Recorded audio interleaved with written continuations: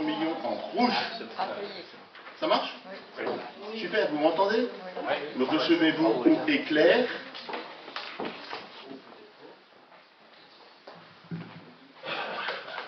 Bon, 5 sur 5 alors. C'est bien. C'est super. Bon, alors on va commencer notre culte. On va commencer en chantant. On va exprimer notre bonjour à toutes et à tous. Welcome. Bienvenue. Vous voulez bien fermer la porte d'entrée, s'il vous plaît, là? Le courant d'air n'arrive pas jusqu'ici. Hein. Merci beaucoup. Voilà. Très bien. Merci, Denise. Bon, on va chanter. On va se lever, on va chanter. Alors, lever assis, ça a l'air de poser problème hein, pour certains ou certaines. Vous faites comme vous voulez. Quoi. Vous avez envie de vous lever, vous vous levez. Vous aimez mettre assis, vous restez assis. Là, il n'y a pas de règle. Hein, c'est chacun... D'accord, d'accord. Hein? Voilà. Dans la liberté des enfants de Dieu. Ça peut aller? On va chanter notre foi en Jésus. Je crois en Jésus. Je crois qu'il est le Fils de Dieu. Je crois qu'il est venu pour nous, pour que nos péchés soient pardonnés et pour guérir nos cœurs. Et je prie que ce culte soit aussi un moment de bénédiction et peut-être de guérison pour toi. Après, peut-être que tu as vécu cette semaine ou voilà. Que, en tout cas, que ce moment soit bienfaisant pour chacun et chacune.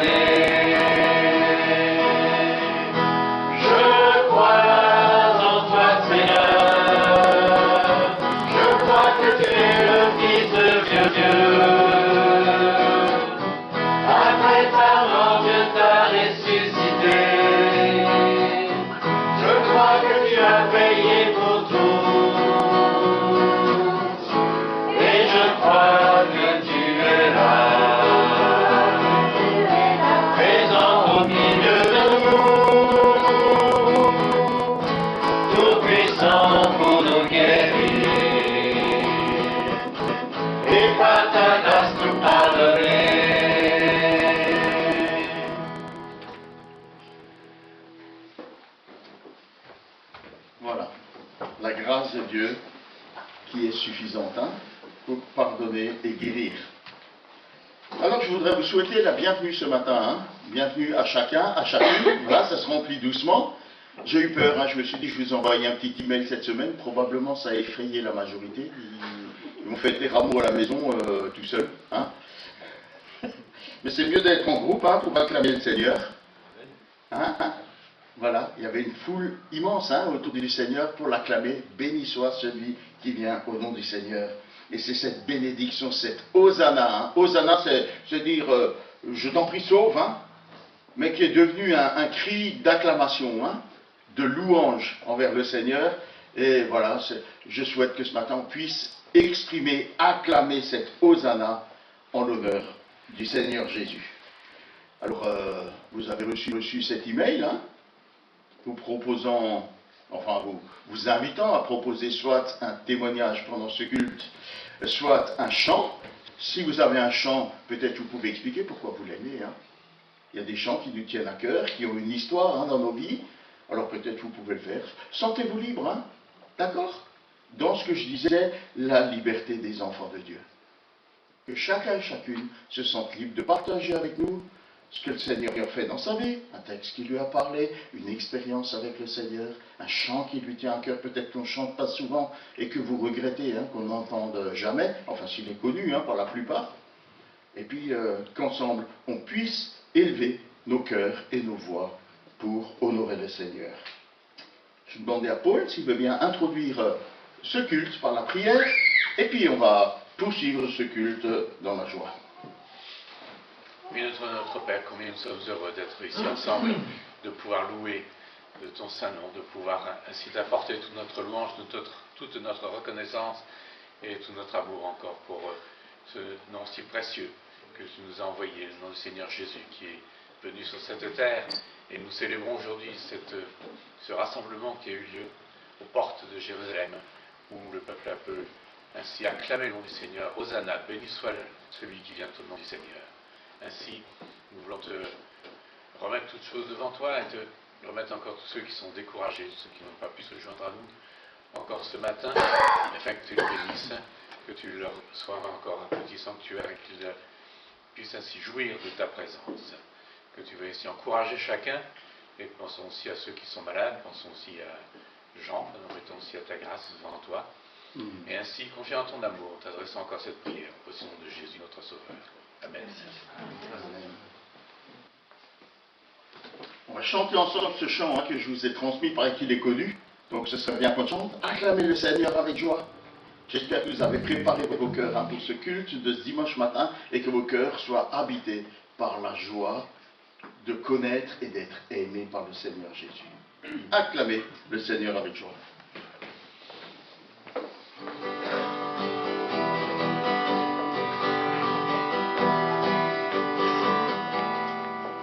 Acclamez le Seigneur avec joie, qu'il aime et vous les hommes droits.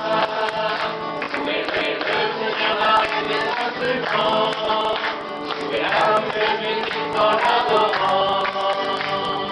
L'amour du Seigneur a créé le ciel, et par sa parole toutes les étoiles. Acclamez le Seigneur avec joie, et fidèles et vous les hommes droits.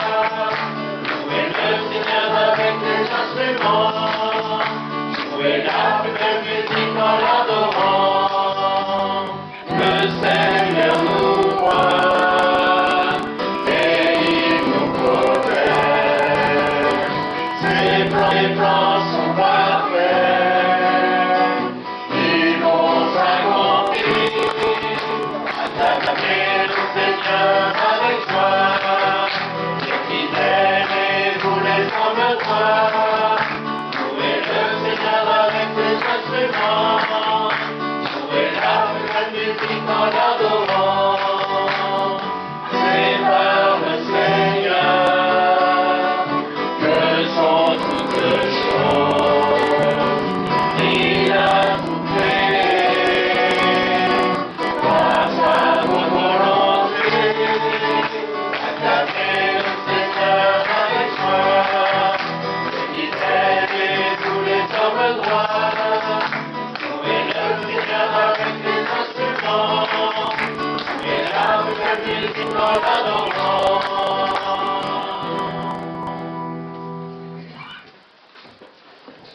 Voilà, le texte de Luc 19 nous rapporte ce qui s'est passé ce fameux jour des rameaux, qu'on appelle le jour des rameaux. C'est quand le Seigneur est entré dans Jérusalem et que la foule l'a acclamé. Je vous lis ce texte qui est rapporté par l'évangile de Luc au chapitre 19, à partir du verset 28. Il est dit: après avoir dit cela, Jésus partit, suivi de ses disciples pour monter à Jérusalem. Comme il approchait de Bethphagée et de Béthanie, près de la colline appelée Mont des Oliviers, il envoya 2 de ses disciples en disant: allez à ce village qui est devant vous, dès que vous y serez entrés, vous trouverez un amant attaché que personne n'a encore monté. Détachez-le et conduisez-le ici. Si quelqu'un vous demande pourquoi le détachez-vous, vous lui répondrez simplement parce que le Seigneur en a besoin. Ceux qu'il avait envoyés partirent et trouvèrent les choses comme Jésus l'avait dit. Au moment où ils détachaient l'ânon, ses propriétaires leur demandèrent « Pourquoi détachez-vous cet ânon ?» Ils répondirent « Parce que le Seigneur en a besoin. » Et ils le conduisirent à Jésus. Après avoir posé leurs vêtements sur le dos de l'animal, ils y firent monter Jésus. Sur son passage, les gens étendaient leurs manteaux sur le chemin. Comme ils approchaient de Jérusalem, en descendant du mont des Oliviers, toute la multitude des disciples, dans un élan de joie, se mit à louer Dieu d'une voix forte pour tous les miracles qu'ils avaient vus. « Béni soit le roi qui vient au nom du Seigneur, disait-il. Paix dans le ciel et gloire à Dieu au plus haut des cieux. » À ce moment-là, quelques pharisiens qui se trouvaient dans la foule interpellèrent Jésus. « Maître, fais taire tes disciples. » Jésus leur répondit, « Je vous le déclare, s'ils se taisent, les pierres crieront. » C'était un moment tellement important, hein? Et la foule était tellement remplie de joie et acclamait le Seigneur pour tout ce qu'il avait accompli, tout ce qu'ils avaient vu de sa part. Et c'était même un moment tellement fort, tellement important dans la venue de Jésus, hein, ce roi, nous l'avons vu, hein, qui vient en paix, apporter la paix à son peuple, apporter la paix à Jérusalem, qu'il dit si les gens qui sont là autour et qui m'acclament se taisaient, les pierres se mettraient à crier. Alors j'espère que nous avons des cœurs disposés à acclamer le Seigneur, de peur que les chaises se mettent à crier. Et en tout cas, c'est ce à quoi nous sommes invités. Hein. Éphésiens nous dit, Paul nous dit dans Éphésiens, au chapitre 5, 19 et 20, il nous demande de nous entretenir par le chant de psaumes, d'hymnes, de cantiques inspirés par l'Esprit, de louer le Seigneur de tout notre cœur par des chants et des psaumes. À tout moment et pour toute chose, remerciez Dieu le Père au nom de notre Seigneur Jésus-Christ. Vous avez des raisons de l'acclamer? Vous avez des raisons de le louer? Vous avez des raisons de le remercier? Alors je voudrais vous proposer de le faire ce matin, de raconter ce que le Seigneur accomplit ou a accompli dans vos vies et dans vos cœurs. N'ayez pas peur, hein, levez simplement la main, dites, moi je voudrais qu'on chante ça, moi je voudrais partager ça avec vous. En toute liberté, hein. Faisons-le simplement. Vous avez besoin d'un chant pour y réfléchir? Allez, chantons Hosanna, ouvrons les portes au roi, au rue de gloire, et puis après je vais voir plein de mains se lever, d'accord? Toutes? Non? Vous me regardez l'air de dire, c'est le moment de se cacher, il fallait s'asseoir derrière quelqu'un de grand, hein, qui vous cache, pas que je vous vois. Allez, ouvrons les portes.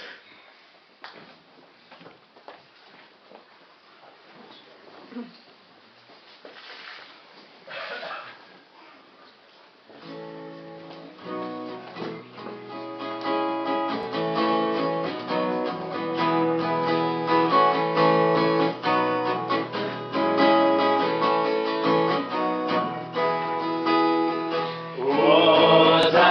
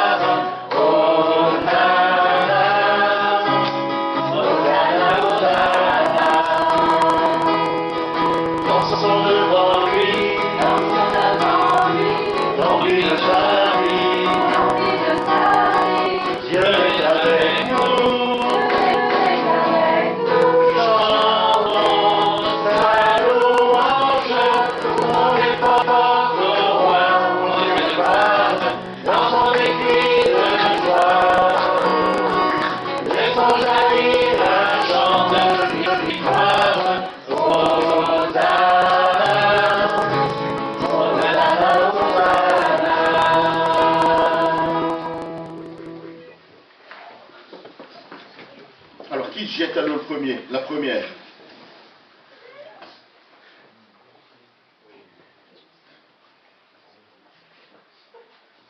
Ouais, viens. Hein? Ouais, attends, honneur aux anciens. Viens, Daniel. Viens, approche-toi pour que tu sois sur l'image.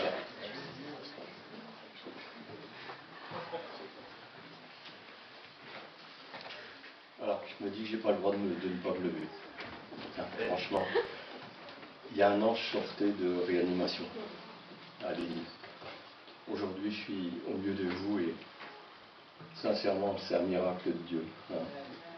Je me dois de vous remercier déjà de m'avoir porté dans la prière, mais Dieu est grand et il fait des grandes choses. Il est souverain dans chacune de nos vies. Donc ça fait un an que j'ai été greffé et puis je viens de faire un bilan complet là, au bout d'un an. Et aujourd'hui, bon, on m'a annoncé que c'était la rémission de la maladie. C'est un cancer que j'avais depuis 2005, pour lequel j'ai eu je ne sais plus combien de cycles de chimiothérapie. C'est vrai que j'ai bénéficié d'un traitement tout à fait particulier, mais je suis conscient que j'ai bénéficié d'une grâce toute particulière.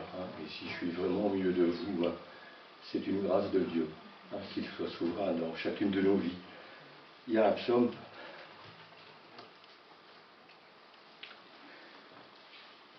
Excusez-moi. Que j'ai beaucoup lu. C'est un psaume qui est très court. Et je voudrais vous le lire d'une façon un peu particulière ce matin.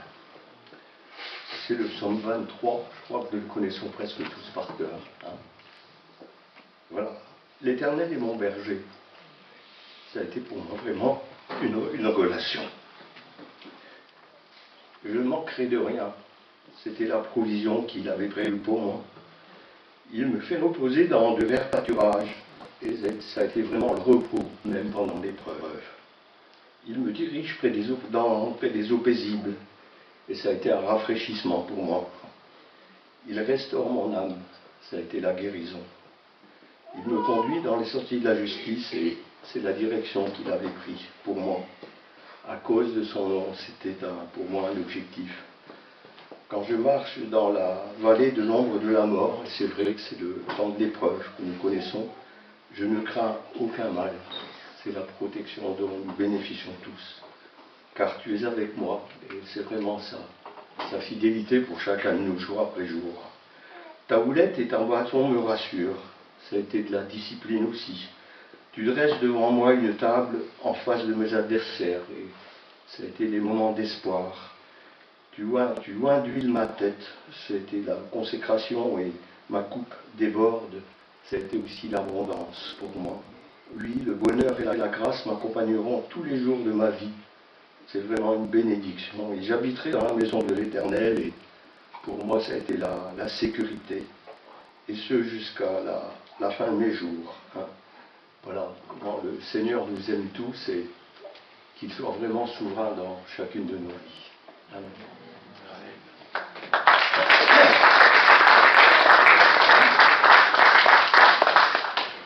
On peut chanter parce qu'il dit je n'ai rien à craindre. Oui. Parce qu'il dit, je n'ai rien à craindre. Dans le j'aime, je sais pas comment... Le j'aime, je ne sais pas combien. En tout cas, Daniel, tu sais, mercredi, on a prié régulièrement et fidèlement pour toi. Et ce mercredi, on a loué le Seigneur pour ce qu'il a fait en ta faveur. Et voilà, on est reconnaissant de ce que le Seigneur t'ait béni, et on est reconnaissant pour la bénédiction que tu es pour nous. Je voudrais te le dire. Puisqu'il dit, je n'ai rien à craindre. Et ensuite, Jean-François, c'est à toi. D'accord? Ok. Celui vit, je n'ai rien à craindre, mes lendemains sont assurés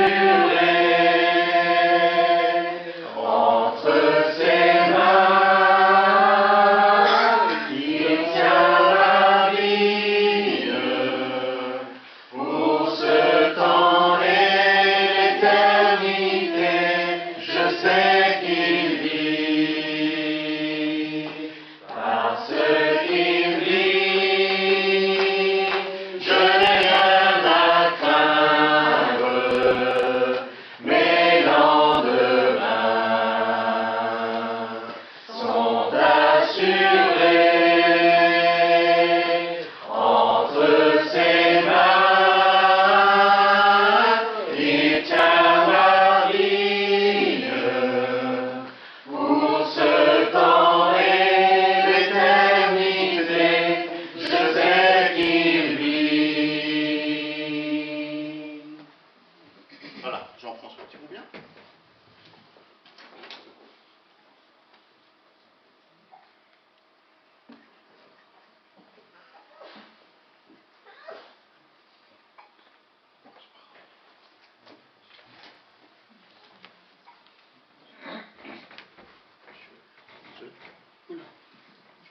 dimanche.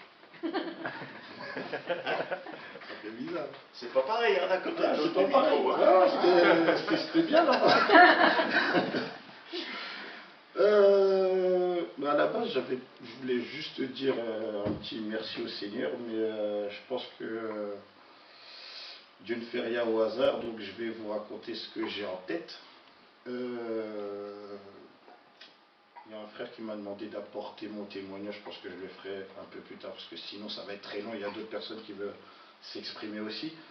Mais je voudrais en tout cas au moins partager le rêve ou le songe, hein, ça dépend de comment chacun le dit, qui m'a fait venir au Seigneur. Donc je vais essayer d'être court et concis. C'était il y a longtemps. En quelle année je suis arrivé ici? Juste après la naissance d'Isaac. 2011. 2011, j'étais avec des frères et sœurs de l'époque et on s'était dit tout simplement qu'on allait prier pour savoir où on en était avec le Seigneur et jeûner. Donc on jeûne, premier jour, deuxième jour, troisième jour, je fais ce rêve où je me retrouve dans un lieu et en fait je vois, enfin vous connaissez un peu hein, les rêves, c'est un peu entre guillemets désordonné, je vois une autre terre et la lune et je dis ah mais c'est bientôt le retour du Seigneur. Ok. Et je commence à marcher vers une grande allée remplie de dalles, vous savez, à la romaine un petit peu, et une grande porte s'ouvre, et je vois un homme entrer, et je dis, c'est Jésus. Et à ce moment-là, c'est comme s'il y avait plein de personnes derrière moi, et tout le monde court vers cette porte. Et en fait,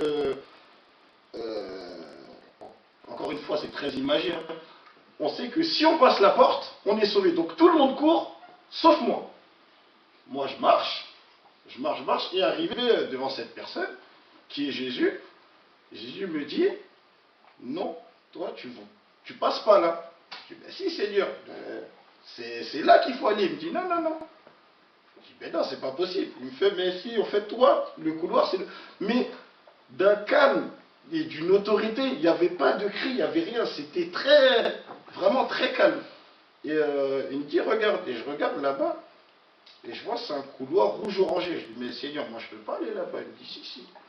Donc, je me dirige. Et en fait, encore une fois, très imagé, je vois des espèces de hiéroglyphes ou de... Mais, j'arrive à les interpréter dans mon rêve, tout du moins. Et il y a écrit, ici sont les pédophiles, les criminels et toute la liste qu'on peut sortir. Et le Seigneur est toujours à côté de moi à ce moment-là. Je dis, mais Seigneur, moi, je ne peux pas rester ici. C'est pas... Il dit, si, si, si. Et en fait, l'endroit où je regardais, qui était la grande porte, s'était transformé en une espèce de gare. Et en fait, les gens se battaient parce que, dans le rêve, encore une fois, c'était les derniers trains. C'est-à-dire que si tu loupes ce train-là, tu ne peux plus aller au ciel, c'est fini. Donc les gens se battent, et je dis, mais Seigneur, il faut que je prenne le train. Il m'a dit, ok. Et il me sort un prix, c'était de mémoire, ok, ben c'est 6000 pièces. Donc je dis, ok. Je fais demi-tour à l'endroit où j'étais, et en fait, ça s'était transformé comme une pièce qui était ma chambre. Et je commence à évaluer tout ce qui est autour de moi, les armoires, les trucs. À l'époque, il y avait un iPhone, je dis, ah mais tiens, l'iPhone il coûte cher, donc ça vaut tel prix. Et bon, bref, j'évalue et je suis très très loin de la somme. Et je dis, bon ben c'est pas grave, je vais essayer d'aller voir le Seigneur, et ça va aller. Et je me retourne, plus personne. Plus personne. Tous ceux qui avaient pris le train avaient pris le train. Et en fait, c'est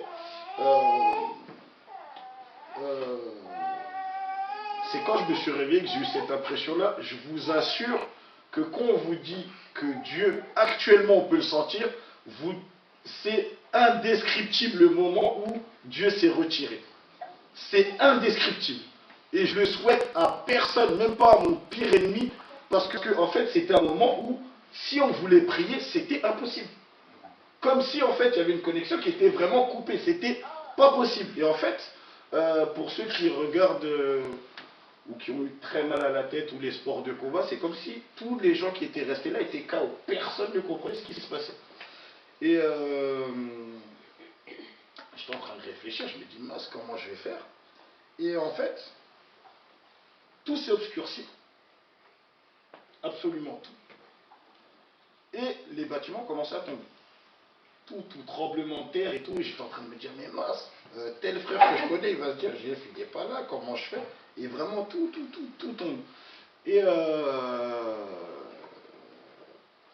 il y a, à la fin de ce rêve-là, il y a une espèce d'hélicoptère géant, encore une fois c'est très imagé, qui vient avec une plaque de lave et ça vient sur tous ceux qui n'ont pas cru, tous sans exception. Ah, j'ai oublié ce petit détail-là, parce que quand je me suis réveillé, j'avais plus la chanter. Il y avait une espèce de musique de rock, métal, et franchement quand je me suis réveillé, j'arrivais à rejouer les notes. C'était, voilà, encore une fois, c'était très imagé. Et quand je me suis réveillé, je lui ai demandé à ma femme qui était là, elle dormait, la pauvre, et j'ai pleuré toutes les larmes de mon corps en lui disant, chérie, j'ai vu, j'étais en enfer. Et j'ai pas eu besoin de quelqu'un pour m'interpréter la chose était très claire. Jésus me disait, je ne t'ai jamais connu. Jamais. Et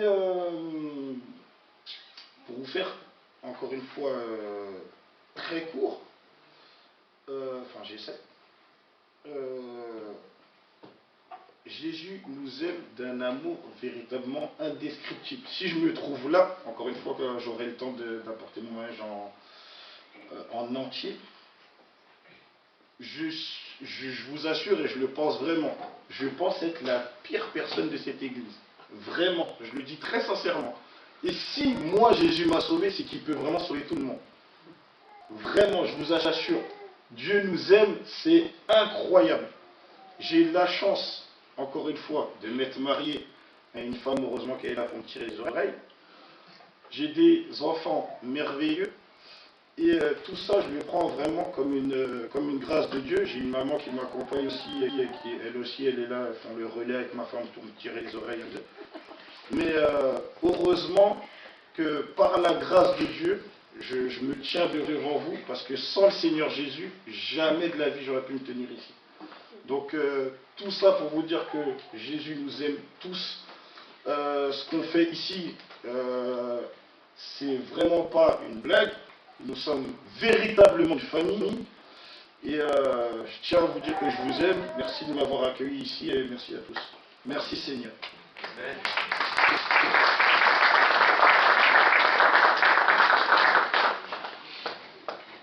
Un chant? Hein? Veux-tu briser du péché le pouvoir? C'est ça.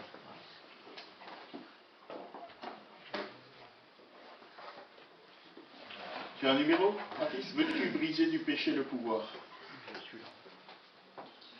Tu l'as trouvé? Tu as un numéro un recueil, un numéro ou pas? Il faut que tu parles plus fort parce que tu sais, ton papa il est 362 dans Gênes? ATG, à toi la gloire. 362. Il n'est pas simple à jouer.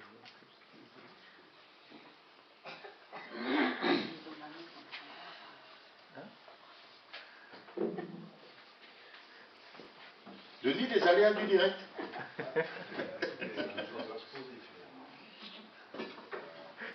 Ça va le faire. De toute façon, il est, je pense, plus que très connu, n'est-ce pas?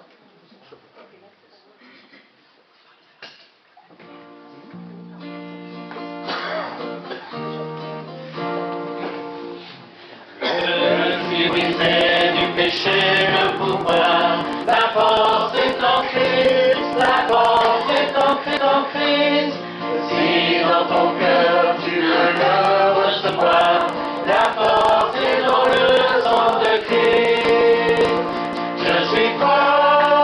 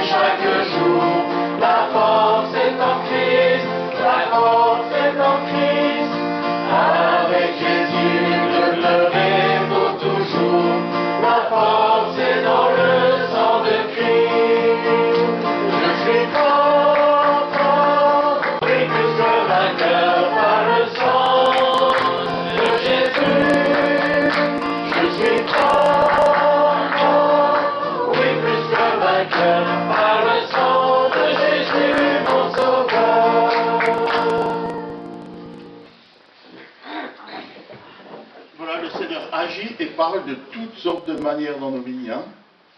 Il n'a pas une manière stéréotypée de s'adresser à chacun, mais dans chacune de nos circonstances, il sait nous rejoindre. Quelqu'un voudrait encore partager?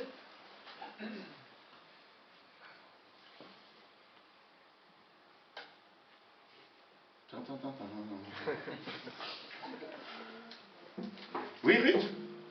Welcome. Faut venir devant. Ah oui, oui, absolument. Pour que la caméra puisse te voir, t'entendre. Avec quelques sœurs dans l'église, on prie toutes les semaines. Ah, et dans ma famille, il y a ma petite nièce qui, avec son bébé de 10 mois, a eu un cancer, une leucémie. Juste la semaine avant Noël, le jour de Noël, il commençait sa chimio, sa première chimio. Et ils avaient dit, avant 1 an d'âge,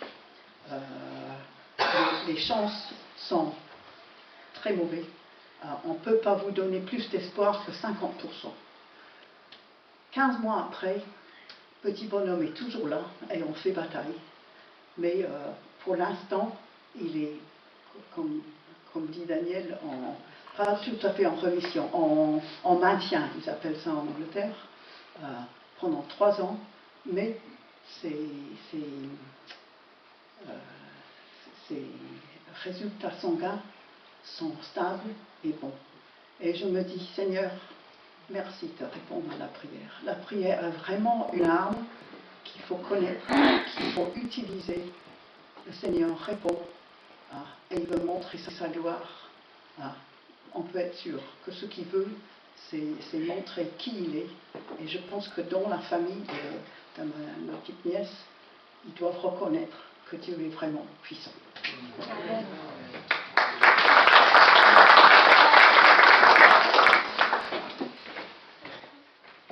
Le Seigneur entend et il répond. Hein. J'espère que chacune fait cette expérience dans sa vie, dans son cœur. Un chant? Un cantique? L'Éternel est mon berger. Yahvé 970. L'Éternel est mon berger.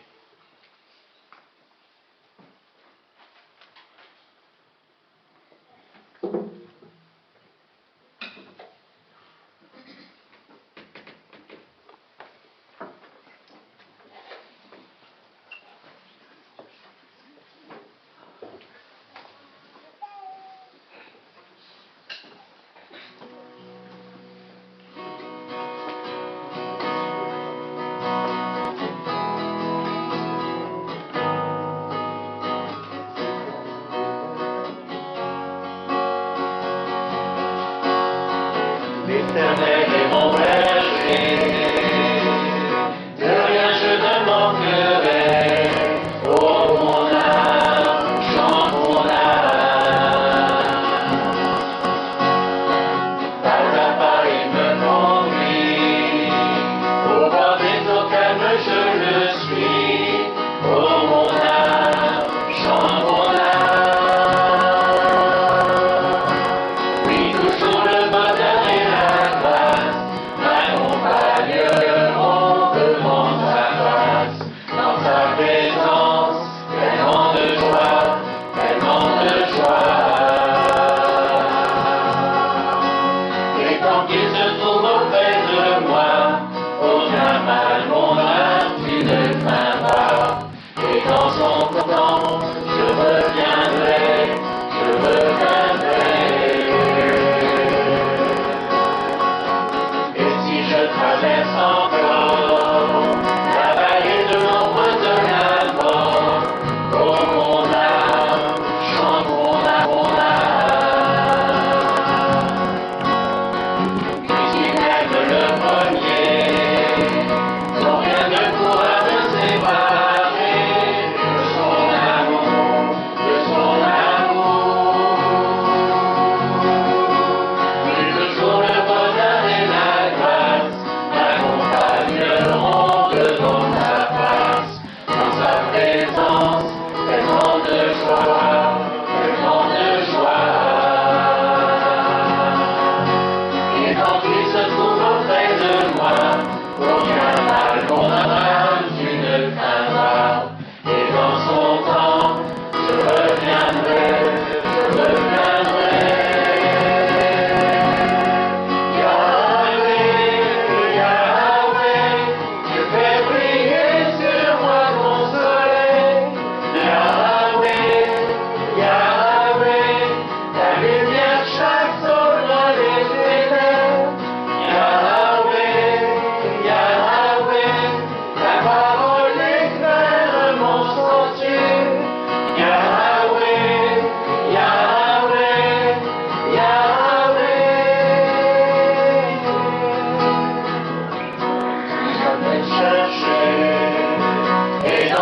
maison j'habiterai.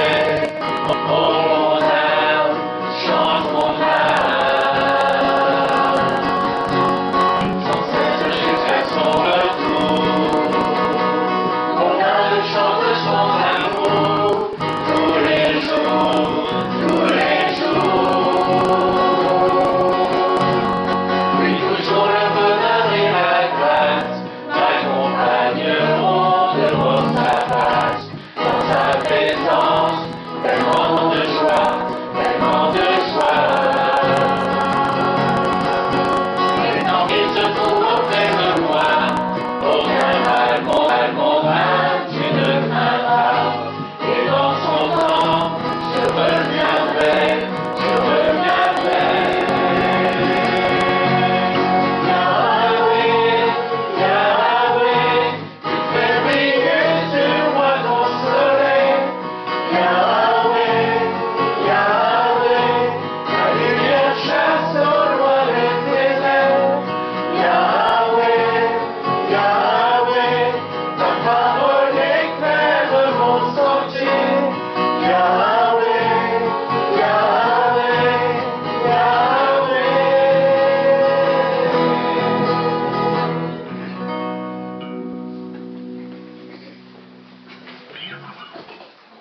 Voilà, on va avoir notre temps de scène.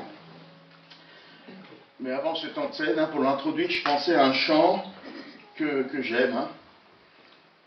Voilà. Donc je reviens, on va reprendre le fil hein, de notre culte. On va renouer. Ah, est-ce qu'il faut laisser sortir les enfants? Oui. Yes, les enfants s'il vous plaît. Voilà, on va vous laisser sortir. Hein. Les petits, les grands, sentez-vous libres.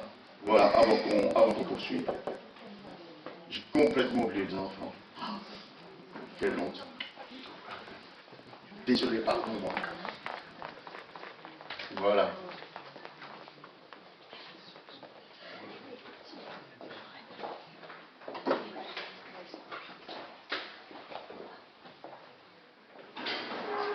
Voilà pour l'introduction de la scène. Hein.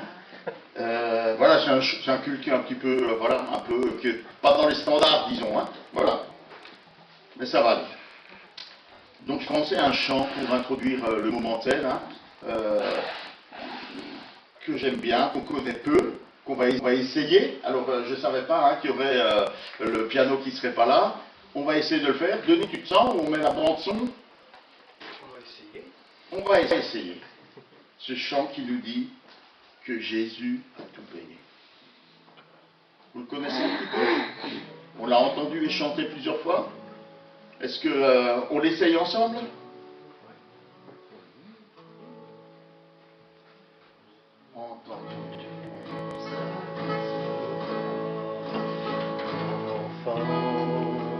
D'accord.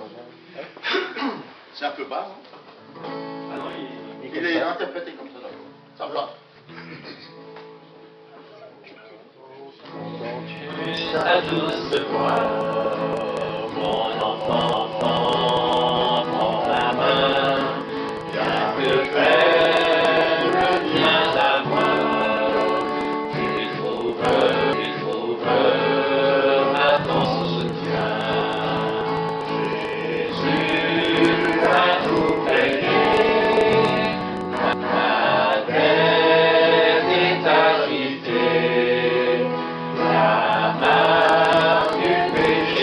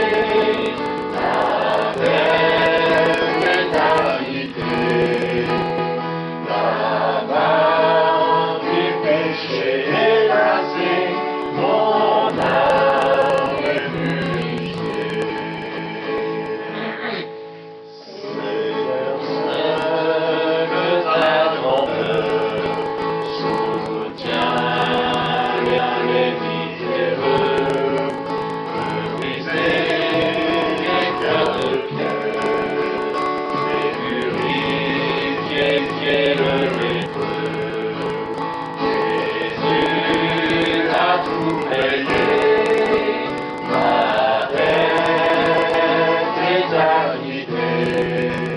La barre du péché est passée, mon âme est purifiée. Béni sois-tu, sauveur sublime, ô libérateur de la vie.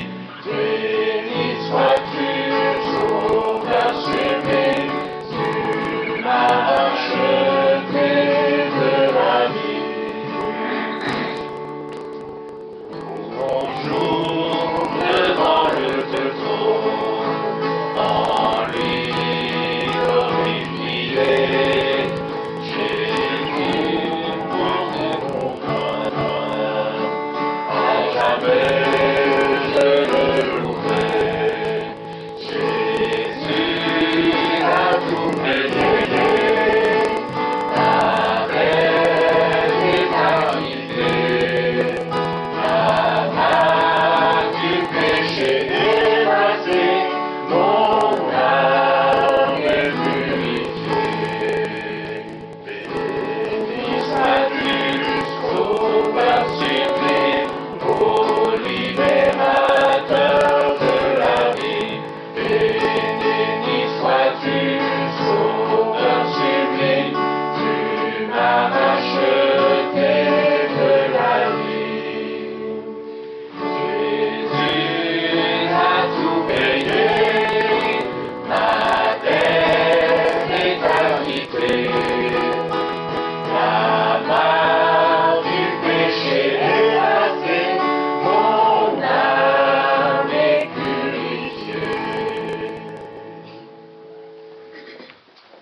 Voilà, c'était une première fois. Hein. On fera mieux la prochaine fois. Gabriel?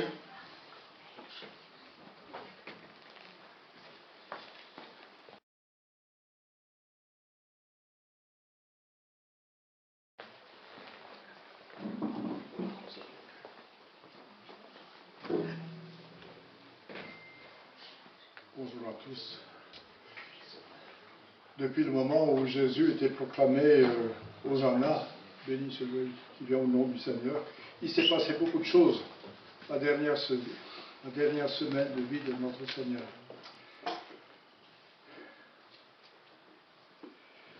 Et je veux ici rapporter quelques propos à propos de cette dernière semaine. Vous vous souvenez que les disciples se chamaillaient un peu à propos de savoir qui était le plus grand. Et ainsi, je lis en Luc 22, au verset 24, les disciples eurent une vive discussion. Il s'agissait de savoir lequel d'entre eux devait être considéré comme le plus grand. Jésus intervint, les rois des nations, dit-il, dominent leur peuple, et ceux qui exercent notre autorité sur elle se font appeler leurs bienfaiteurs.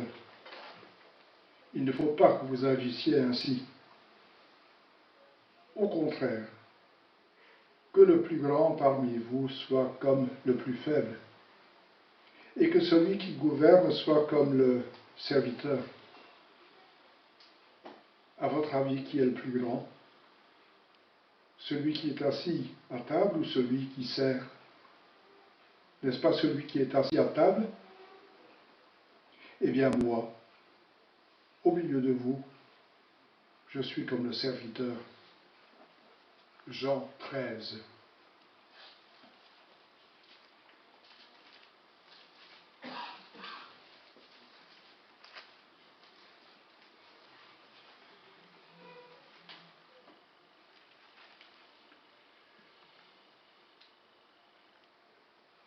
C'était juste avant, donc Jean 13, à partir du verset 1. C'était juste avant la fête de la Pâque. Jésus savait que l'heure était venue pour lui de quitter ce monde pour s'en aller auprès du Père. C'est pourquoi il donna aux siens qu'il aimait et qui étaient dans le monde une marque suprême de son amour pour eux. C'était au cours du repas.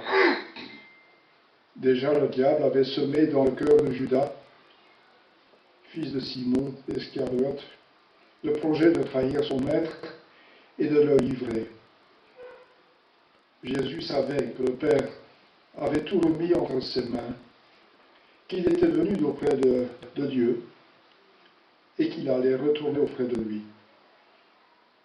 Il se leva de table pendant le dîner, posa son vêtement et prit une serviette de lin qu'il se noua autour de la taille.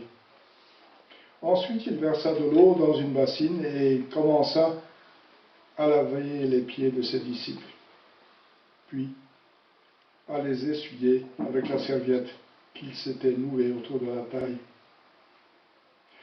Quand vint le tour de Simon-Pierre, celui-ci protesta. « Toi, Seigneur, tu veux me laver les pieds ?» Jésus lui répondit, « Ce que je fais, tu ne le comprends pas pour l'instant, tu le comprendras plus tard. » Mais Pierre lui répliqua, « Non, tu ne me laveras pas les pieds, sûrement pas. » Jésus lui répondit, « Si je ne te lave pas, il n'y a plus rien de commun entre toi et moi. » Dans ce cas, lui dit Simon-Pierre, « Ne me lave pas seulement les pieds, mais aussi les mains et la tête. » Jésus lui dit, « Celui qui s'est baigné est entièrement pur. Il lui suffit de se laver les pieds. Or vous êtes purs, mais pas tous. » Jésus, en effet, connaissait celui qui allait le livrer. C'est pourquoi il avait ajouté, « Vous n'êtes pas tous purs. » Après leur avoir lavé les pieds, il remit son vêtement et se remit à table. Alors il leur dit, « Avez-vous compris ce que je viens de vous faire? Vous m'appelez Maître et Seigneur, et vous avez raison, car je le suis. Si donc, moi, le Seigneur et le Maître, je vous ai lavé les pieds, vous devez, vous aussi, vous laver les pieds les uns des autres.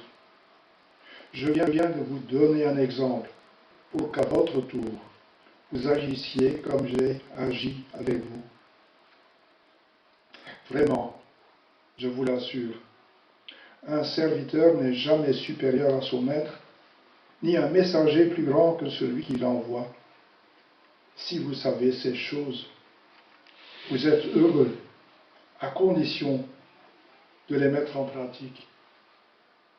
Nous sommes tous appelés à être des serviteurs les uns des autres, à faire comme le Seigneur, laver les pieds de notre frère, de notre sœur qui a commis un faux pas. C'est courant pour tout le monde. Nous vivons dans un monde qui nous influence très fort. Nous entendons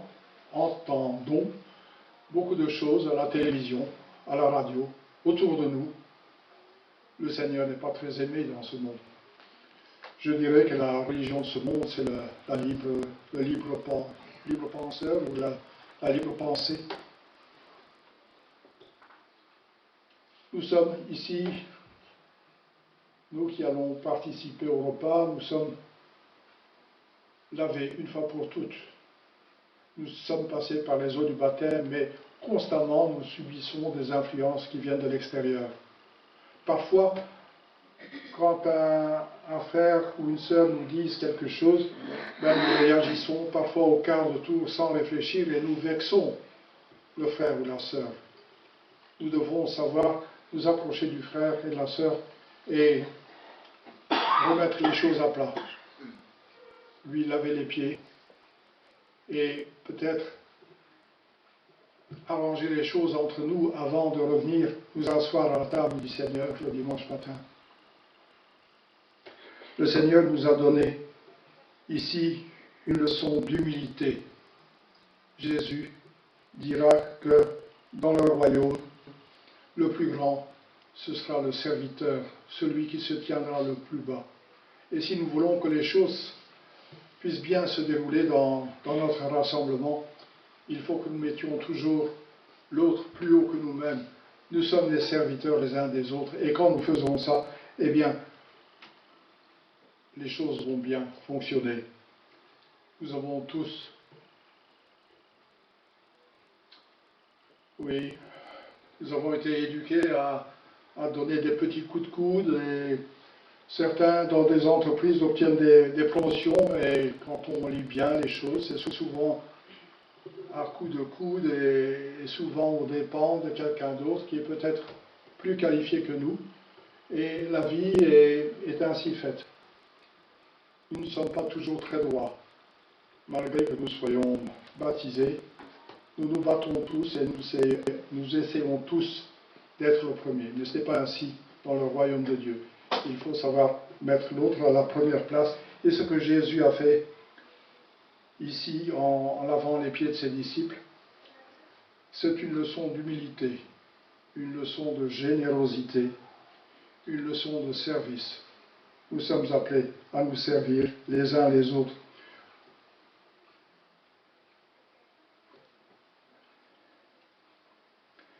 Je vais lire plus loin. Je ne parle pas de vous tous, donc je reprends verset 18. Je ne parle pas de vous tous. Je sais très bien quels sont ceux que j'ai choisis. Mais il faut que l'Écriture s'accomplisse. Celui qui partage mon pain se tourne contre moi. Je vous le dis dès maintenant, avant que cela se produise, pour qu'au moment où cela arrivera, vous croyez que moi, je suis. Vous croyez que moi, je suis. Ça vous rappelle Moïse au buisson ardent. Ça nous appelle des tas de choses. Jésus que nous avons ici devant nous, le Jésus du Nouveau Testament est l'Éternel de l'Ancien Testament. Il est Dieu. Il a toute l'autorité. Quelle leçon pour nous de nous mettre à genoux devant notre frère, devant notre sœur. Ce que nous devons nous faire par nos paroles, c'est purifier la route de notre frère, la route de notre sœur. Vraiment, je vous l'assure, qui reçoit celui que j'envoie, me reçoit moi-même, et qui me reçoit celui qui m'a envoyé. Après avoir dit cela, Jésus fut troublé intérieurement, et il déclara solennellement, « Oui, vraiment, je vous l'assure, l'un de vous me trahira. » Reportez-vous au psaume 41, verset 10. Déjà, c'était annoncé que Jésus allait être trahi par l'un de ceux à qui il lave les pieds. Quelle leçon! Nous ne devons pas faire une ségrégation, nous ne devons pas faire des colonnes de notre vie, nous devons nous rendre au pied de chacun et remettre la personne en route vers la direction du Seigneur. La semaine passée, j'ai eu l'occasion, à l'éveil de la foi, de parler des versets suivants.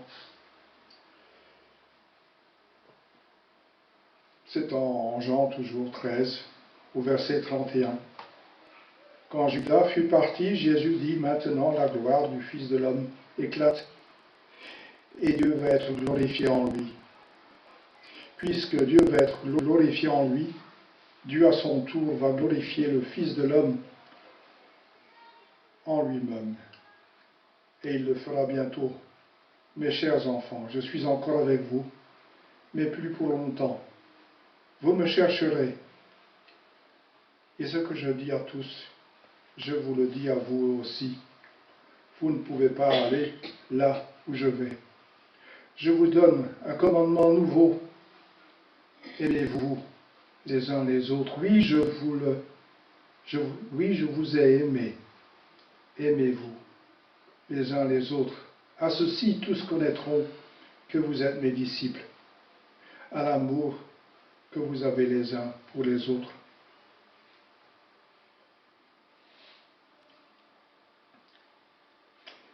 Et puis Jésus, au début du chapitre suivant, dit, Jésus dit, que votre cœur ne se trouble pas. Ayez foi en Dieu. Ayez aussi foi en moi. Ce que Jésus nous a montré pendant son séjour sur terre, il a été celui qui a parlé comme son Père. En entendant Jésus, qui est l'image de son Père, il faut savoir qu'à cette époque-là, on suivait les traces de son Père. Je ne vais pas dire le plombier, mais le moissonneur, le fermier, devenait fermier. Celui qui rendait service à l'un ou l'autre faisait la même chose que son Père. Et au travers des paroles de Jésus, pendant son ministère, nous avons reconnu le Père, parce qu'il a parlé de la part du Père. Donc tout ce que Jésus a enseigné, il l'a entendu auparavant de son Père. Et les disciples avaient entendu Jésus. Et en Jésus, ils avaient vu le Père.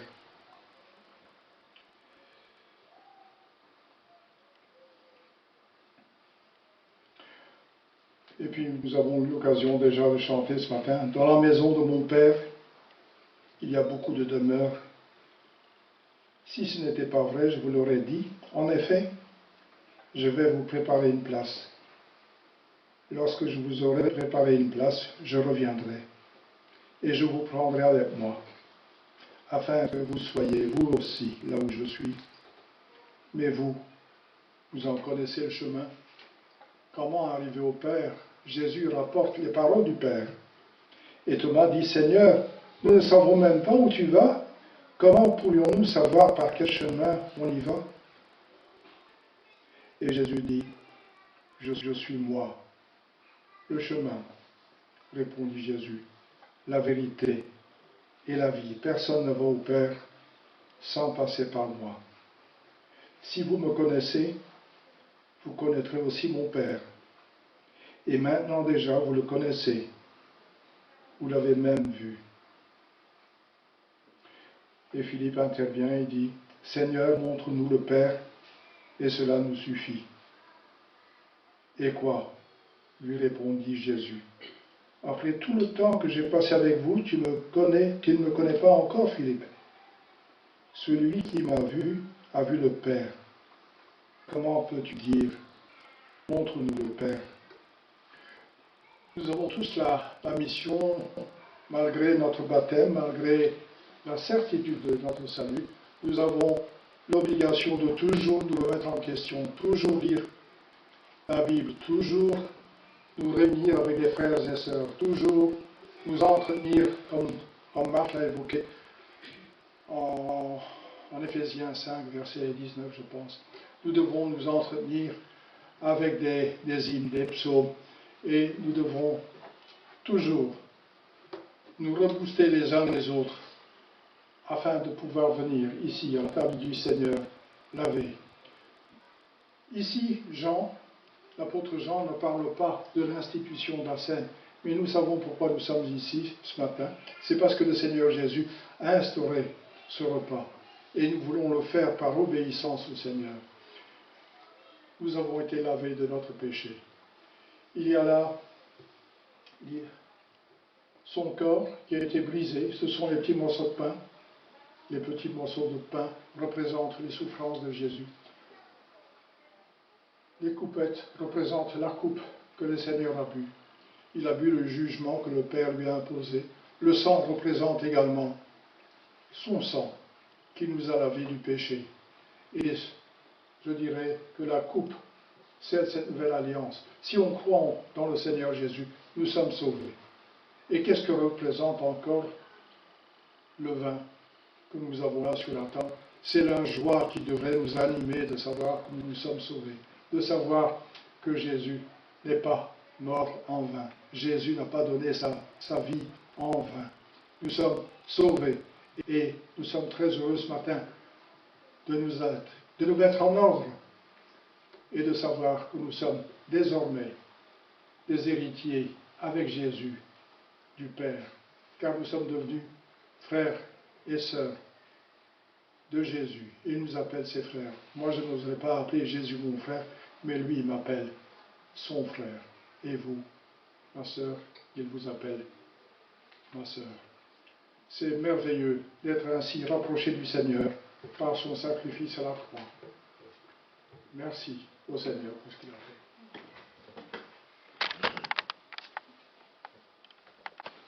Le déroulement est un peu différent avec les témoignages qui sont présentés ce matin.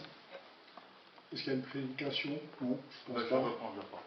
Oui, tu vas prendre la parole? Ouais. Là, je vais prier alors.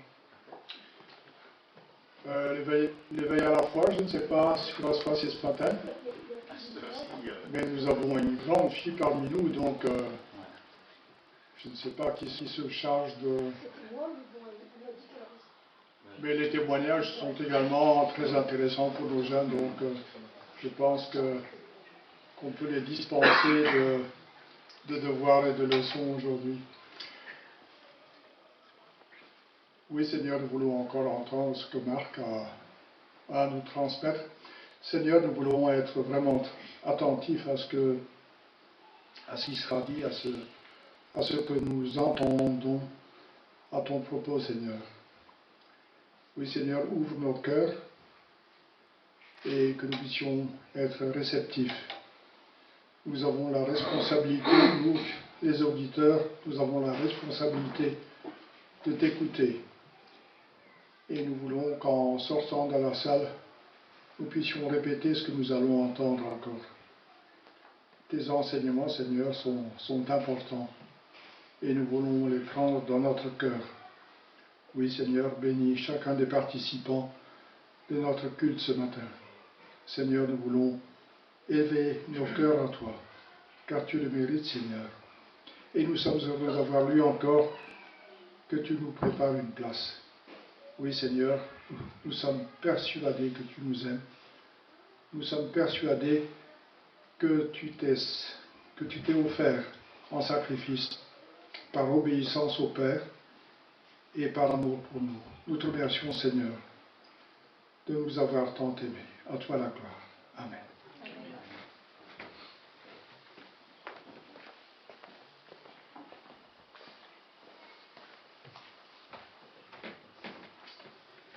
Voilà, non, je ne vais pas reprendre une méditation, hein, j'en ai préparé une, mais on va pas reprendre une méditation. Je crois que Gabi, tu nous as conduits hein, dans la parole ce matin. Alors je voudrais partager un témoignage avec vous. Ça va? Quand je repense à ma vie ces derniers mois, je ne peux pas ne pas faire la connexion avec ce chant qui dit « Compte les bienfaits de Dieu, hein, mets-les tous devant tes yeux, et tu verras en adorant combien le nombre en est grand. » Simon est intervenu hein, pour dire la manière dont le Seigneur est... je pense dans notre famille, hein, on a eu des réponses hein, aux prières et des bénédictions du Seigneur qui sont absolument incroyables. Hein. Donc je reviens à Simon hein, qui a pu en témoigner, puis je suis intervenu plusieurs fois à ce propos. Je voudrais vous dire, partager avec vous la dernière fois où le Seigneur est intervenu en notre faveur de manière très simple dans notre quotidien, hein, dans des choses qui n'ont rien de spirituel et où pourtant on peut voir la main du Seigneur agir, hein, où sa providence, elle se manifeste en notre faveur. En fin d'année, au moment de Nouvel An, on a été dans la famille et puis on a rencontré les uns et les autres dans la famille, on s'est réjouis, hein, c'est des moments qui sont heureux. Et puis celui qui était le plus heureux, c'était mon frère. Parce qu'il s'était payé une petite décapotable. Et puis il avait très envie de me faire un tour avec. Hein. Alors on était au mois de janvier, vous imaginez, janvier dans le pays de Montbéliard. Hein. Il m'a installé dans sa voiture, il m'a tendu une casquette et puis il a enlevé la capote. Il a mis les sièges chauffants et puis il m'a promené dans son petit cabriolet. Et puis il m'a dit toute la joie qu'il avait dans cette voiture. Je vois Guy qui rigole parce qu'il connaît le pays de Montbéliard en janvier, c'est pas en décapotable que tu te promènerais, n'est-ce pas? Moi non plus, mais voilà, c'était la joie du moment. Et puis on discutait de ça, et je lui disais, bon, ma voiture aussi, elle a beaucoup de kilomètres, elle a 11 ans passés, peut-être ce serait l'occasion maintenant de la remplacer, ou de deux choses, une, ou de la mener jusqu'au bout, hein, jusqu'à ce qu'elle rende l'âme, hein, le Seigneur a permis qu'elle marche bien pendant tout ce temps, ou de la vendre maintenant simplement pour pouvoir en tirer quelque argent pour en acheter une autre, quoi, hein.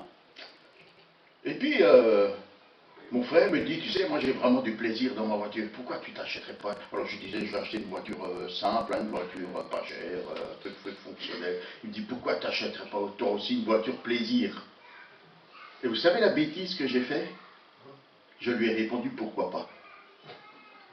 Je suis rentré chez moi, et mon frère m'a envoyé tous les jours, hein, tous les jours, 4 ou 5 propositions de vente qu'il trouve être sur le bon coin. Alors tous les jours, hein, en commençant par des voitures immenses, hein, vous voyez, des Volvo 4 roues motrices, là, des XC, je sais pas quoi. J'ai dit, mais qu'est-ce que tu veux que je fasse avec une voiture pareille? Il me dit, bon, je te verrai très bien dans ce genre de voiture. Je dis, ben moi pas, en tout cas, mon porte-monnaie pas. Et donc il était tellement, voilà, et des voitures de plus en plus belles, de plus en plus chères, de mieux en mieux équipées, avec des trucs où je me demandais à quoi ça peut servir dans une voiture, mais enfin bref. Et ça mettait sur moi une pression de plus en plus forte. Jusqu'à un moment où sans doute il s'en est rendu compte, hein, et qui m'a écrit, il m'a dit, Marc, je suis désolé, hein, je me rends compte que j'exerce sur toi une pression qui est... peut-être que je devrais me calmer, écoute, je t'ai dit ce que j'avais à te dire, je te laisse faire. Voilà, je ne t'enverrai plus. Hein. Il a même envoyé ma sœur qui habite à Bordeaux voir une voiture qui éventuellement aurait pu m'intéresser. Je ne l'ai pas acheté parce que c'était une boîte automatique. Hein. Et mon fils, Mathis, qui veut faire son permis de conduire, doit avoir une boîte manuelle pour passer son permis de conduire. Sinon, il n'a que le permis automatique. Donc ça ne l'a pas fait. Finalement, je trouve dans le coin une voiture qui irait à peu près dans le budget et qui était très très belle. Un peu au-dessus du prix du marché, et puis je l'essaye, je dis ouais, on va réfléchir. Et puis je devais donner la réponse le lendemain, je me couche le soir et j'arrive pas à dormir de la nuit, je ne suis pas en paix. Mais alors pas en paix du tout par rapport à cette voiture. Je ne peux pas vous expliquer pourquoi elle avait tout ce qu'il fallait, hein. Elle était magnifique, elle avait peu de kilomètres, bon, le prix n'était pas tout à fait, hein. J'ai essayé de négocier le prix et il avait descendu un petit peu, mais pas autant que j'espérais. J'étais pas en paix. Et je me disais, ben, je ne vais pas la prendre, hein, Seigneur. J'ai le sentiment que tu ne me donnes pas le feu vert, je ne vais pas la prendre. Puis le lendemain, je retourne sur ces annonces du Bon Coin, je dis, Seigneur, j'en peux plus. Hein. J'en peux plus de cette pression à propos de cette voiture. J'ai dit à mon frère, tu m'envoies des voitures tellement belles, j'ai l'impression que tu veux que j'ai la plus belle voiture du monde. Il me dit, oui Marc, c'est ça, je voudrais que tu aies la plus belle voiture du monde. Alors j'ai dit, ce serait peut-être une Bugatti ou je sais pas. Oui, ben j'ai pas le budget pour ça, rassurez-vous. Hein. Et donc je retourne, je dis au Seigneur, écoute Seigneur, je fais un dernier tour, je trouve la voiture, je la prends, je la trouve pas, on met ça, je passe à autre chose parce que je peux pas continuer comme ça. Et donc je regarde dans le secteur ici, je trouve rien qui m'intéresse et je me dis, ah, pourquoi tu ne regardes pas dans le secteur de ton frère? Lui il pourrait l'avoir. Puisqu'il veut participer. Et donc, je regarde dans son frère et je tombe sur une voiture, mes amis, incroyable. La couleur que je ne voulais pas, blanc. 3 ans, moins de 10 000 km au compteur. Et je regarde cette annonce, et c'est comme si le Seigneur me disait, Marc, cette voiture, elle est pour toi. Ça vous est déjà arrivé, ce genre d'expérience? Et une paix qui envahit mon cœur. J'appelle mon frère. Je lui dis, t'as vu cette voiture là? Il dit, oui, je l'ai vue, mais bon, j'ai rien dit. Je ne sais pas si elle n'avait pas assez d'options pour lui ou quoi. Et je lui dis, tu irais là-bas? Ah ouais, qui me dit, moi je suis toujours content d'aller rouler avec mon petit cabrio. Ouais, je vais aller là-bas. Seulement, ce qu'il ne savait pas, c'est que c'était l'époque où les agriculteurs faisaient la manifestation sur la route, et donc son trajet était multiplié par 2.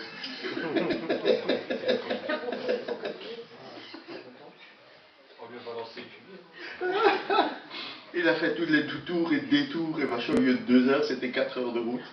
Oh là, le pauvre. Et donc il est là-bas, il m'appelle, il me dit, Marc, cette voiture est neuve. Et on discutait, parce que j'ai une remorque aussi, hein, sur mon 5008 j'avais une remorque. Et je dis bon, je sais pas ce que je vais faire avec la remorque, je vais la vendre ou quoi, ou je sais pas quoi, on verra bien, ou mettre un attelage, enfin on verra bien. Il me dit, tu sais Marc, la cerise sur le gâteau, c'était pas dans l'annonce, cette voiture a un attelage. Et je dis Seigneur, waouh. Et puis tu sais pas tout, hein. Ils vont te mettre des pneus neufs, ils vont te changer la batterie, ce qui n'a pas été fait finalement, mais qui va être fait. Et puis il m'a narré toutes les, il m'a dit elle est magnifique, elle est ceci, cela. J'ai dit bon d'accord, allons. Et donc j'ai dit d'accord, prenons-la, j'ai appelé la personne. Lui il a versé la compte hein, qu'il faut pour réserver, et puis on a réglé les papiers, tout ça. Et puis je devais débloquer voilà, des économies hein, que j'avais depuis très très longtemps. Hein. C'est assez intéressant des économies que j'ai fait quand je travaillais dans un garage. Donc vous voyez. Et puis j'avais mon conseiller financier au bout du fil. Je crois que mon produit d'épargne était plus vieux que lui. Il ne savait pas du tout quoi en faire. Il me dit, monsieur Béret, je ne sais pas du tout ce que je vais faire avec ça. Je ne sais pas du tout comment débloquer ça. Compter au moins, je ne sais pas, 15 jours, 3 semaines.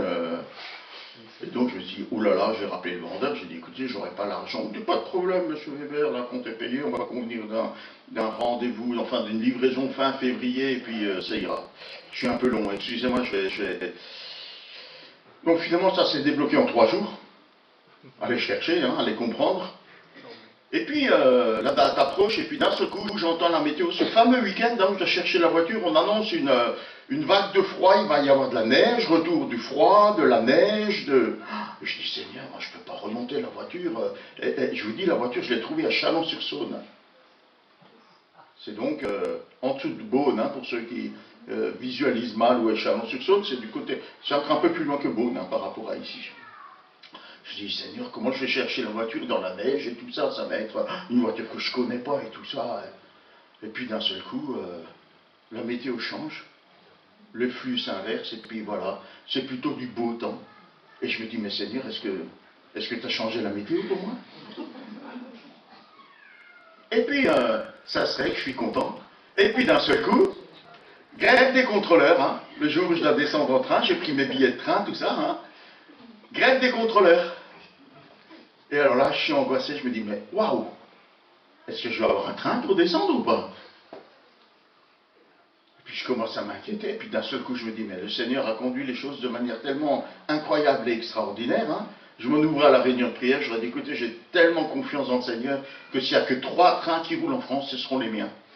Et vous savez quoi? Mes trains ont circulé.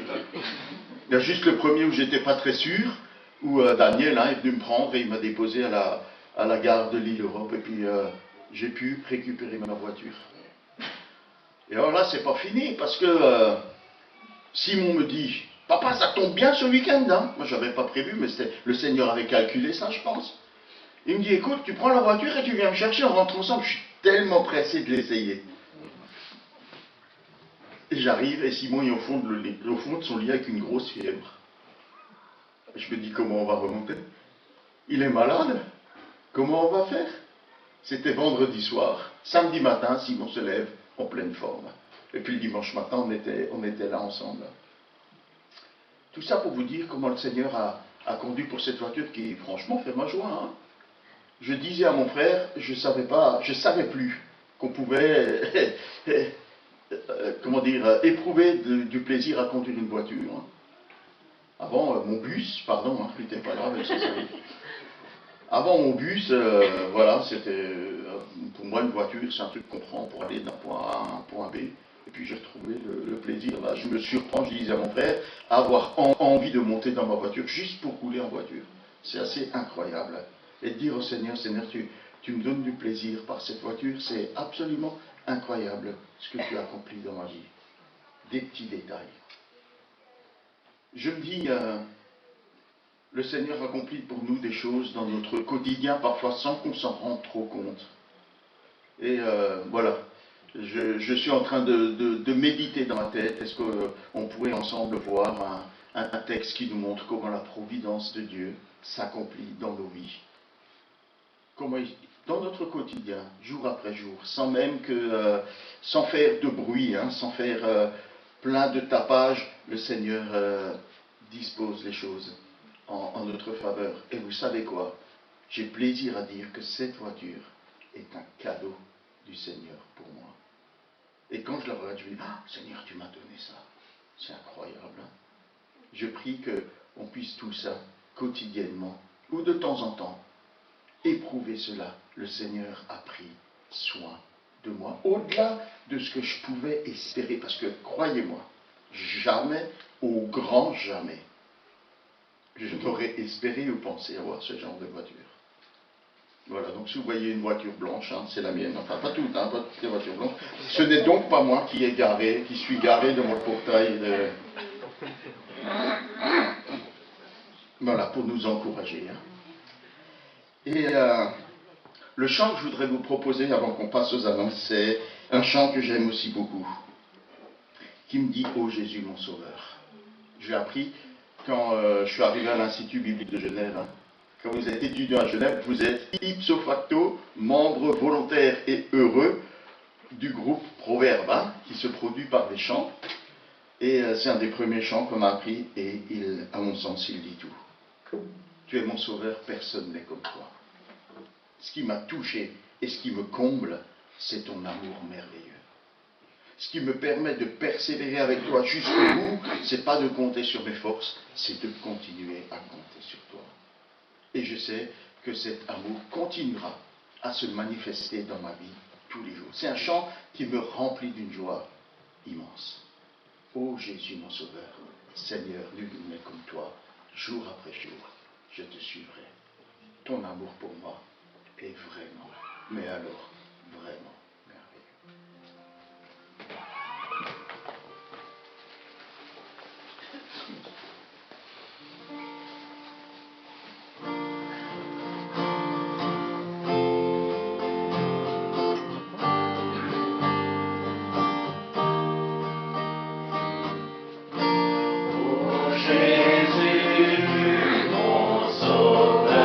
Seigneur, nul n'est comme toi.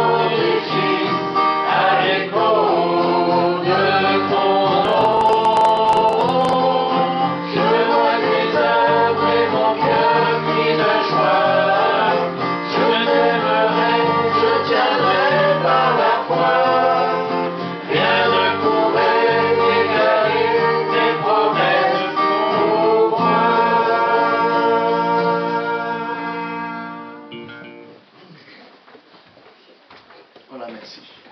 On va entendre les annonces, les voir aussi. Voilà. Donc la bienvenue, c'est fait. Voyons cette semaine.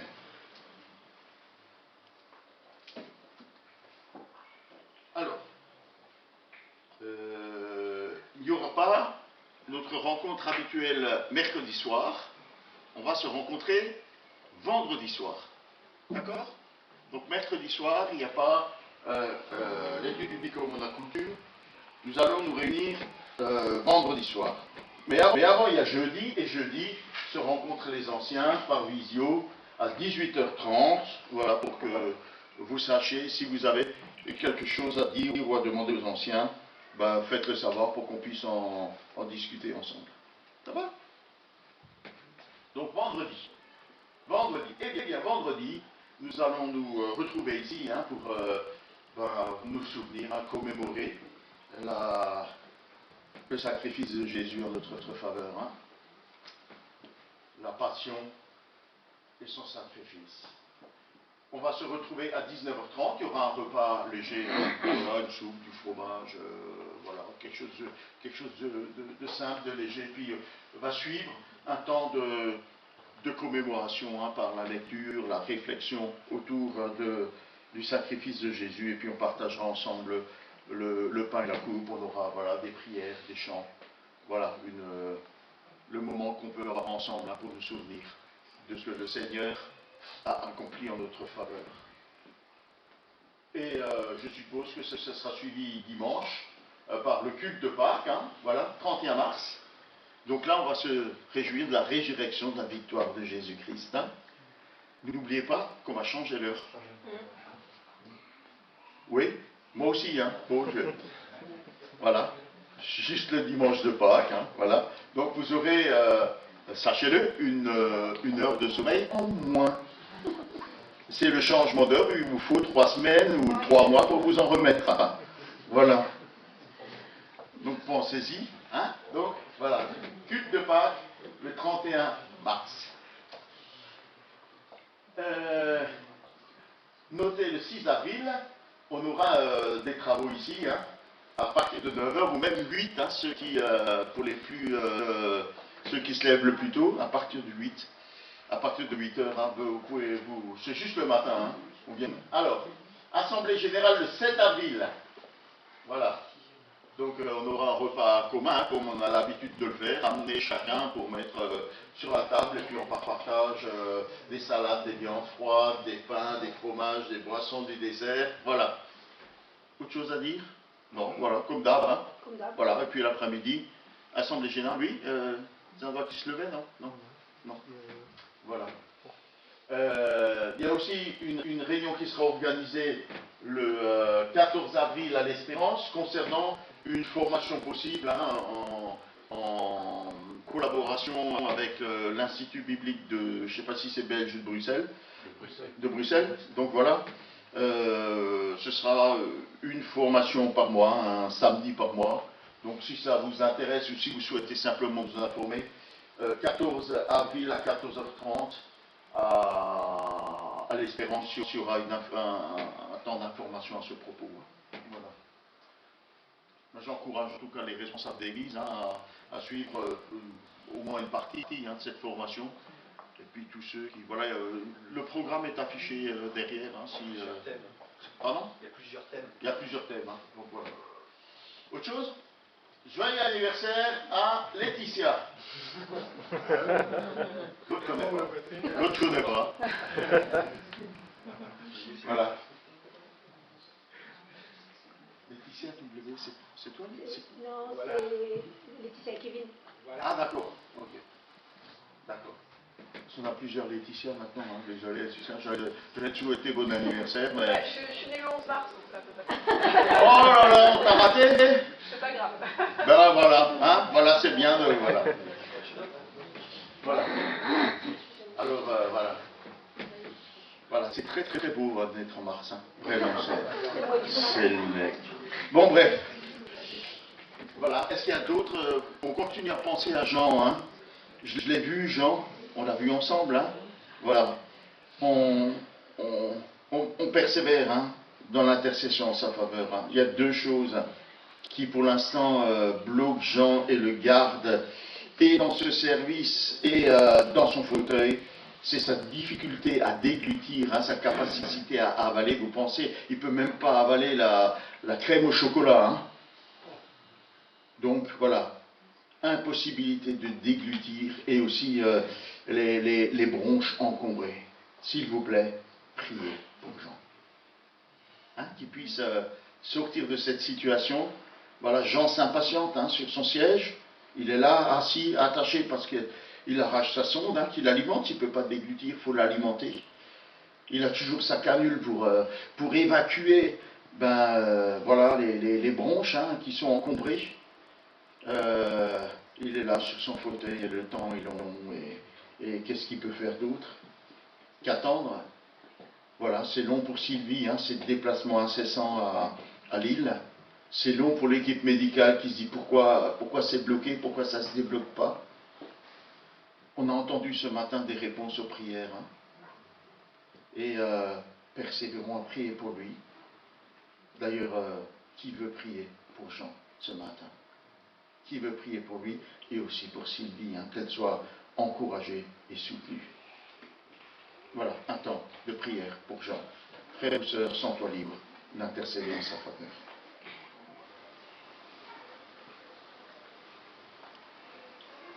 Seigneur, c'est vrai que c'est l'épreuve de la patience que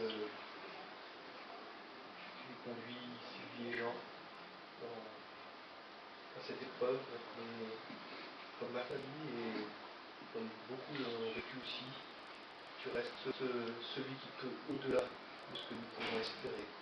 Seigneur, vraiment merci, parce que non seulement tu as fait grâce à Jean, tu lui as montré aussi ton salut, parce que c'est maintenant ton enfant. Il est devenu enfant de Dieu.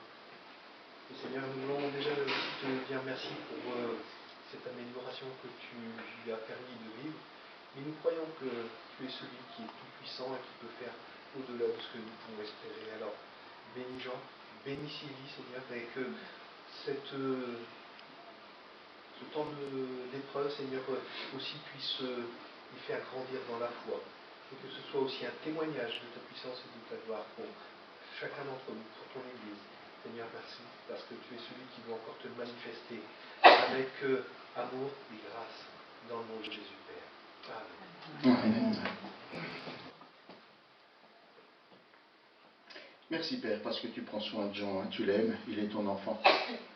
Et tu veux manifester ta grâce et ta gloire en sa faveur comme en faveur de chacun d'entre nous. Nous avons célébré ton œuvre de salut ce matin, mais nous avons aussi raconté comment tu es puissant et agissant dans chacune de nos vies, pour chacune des circonstances que nous traversons. Hein, tu es suffisant. Et c'est pourquoi c'est avec confiance que nous plaçons Jean devant ton trône de grâce en te demandant, s'il te plaît, interviens en sa faveur. Permets-lui de retrouver, excusez-moi, permets-lui de retrouver cette faculté de déglutir. Permets-lui de retrouver le fonctionnement normal de ses bronches. Et permets qu'il puisse se rapprocher bientôt vers Zuidcote. Et pose ta bonne main sur lui. Père, accorde-lui ce rétablissement. Soutiens Sylvie, encourage-la, bénis-la. Et permets qu'elle soit soutenue dans ce temps d'épreuve. On sait combien le temps est long pour elle comme pour Jean. Et je te prie que tu leur accordes grâce. Nous prions aussi pour l'équipe médicale qui entoure Jean. Qu'il ne se lasse pas, qu'il ne s'impatiente pas, mais qu'il continue à lui prodiguer les soins dont il a besoin et continue à être un encouragement auprès de lui. Père, merci pour ta bonté et ta grâce. Et merci de te manifester dans cette situation particulière. Nous te bénissons pour le témoignage de Daniel ce matin. Et nous te prions que Jean puisse faire cette même expérience de ta part, comme cet enfant de la famille de Ruth. Père, interviens. Nous t'en prions au nom de Jésus. Amen. Amen. va conclure ce culte par un chant. Gabriel nous a montré que d'être au service les uns des autres, de nous aimer les uns les autres. Et je vous propose pour conclure ce culte de chanter ensemble Chaîne d'amour. Nous sommes unis et chacun des mains tiendra bon. Voilà, soutenons-nous.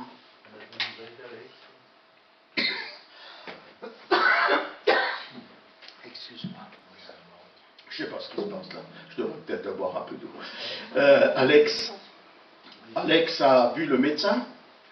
Et donc, il y a un certain nombre d'examens complémentaires à faire. Voilà. En tout cas, là, ce dimanche, il est dans la famille, là, au Triolo. Et voilà, mais ça... Voilà, la santé, le moral, lui et Brigitte, ça va à peu près.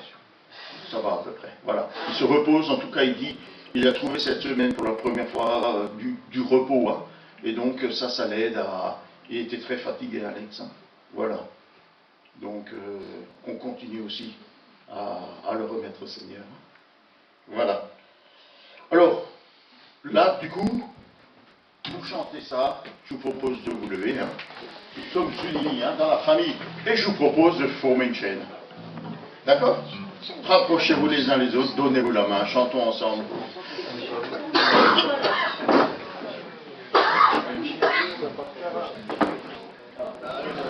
Pour marquer cette unité.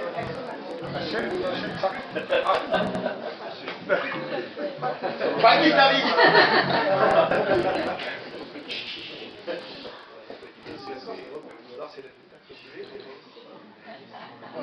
Hein?